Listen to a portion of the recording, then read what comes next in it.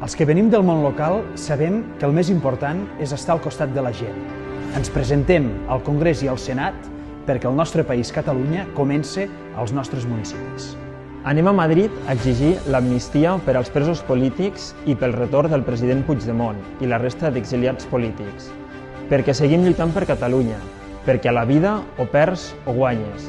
Si no lluites, ja saps que has perdut. El 10 de novembre no és una segona volta el 28 d'abril, és una volta sencera a la situació, perquè tenim una sentència indigna. L'1 d'octubre hi érem tots, igual que hi vam ser el 9-N, igual que continuarem sent. Davant de la deriva autoritària de l'Estat, la millor resposta són drets, llibertats i independència. Ni un vot enrere. No serem els del no a tot, però no regalarem cap vot. Els nostres seran els vots per la independència, pel Pirineu, l'Aran i la Plana de Lleida. Anem a Madrid perquè nosaltres tenim un projecte pel nostre país, per la nostra terra i per la gent que hi vivim. Amb la independència podem aconseguir un país equilibrat, on les persones hi puguin viure, expressar-se i votar sense repressió. Fem-ho junts.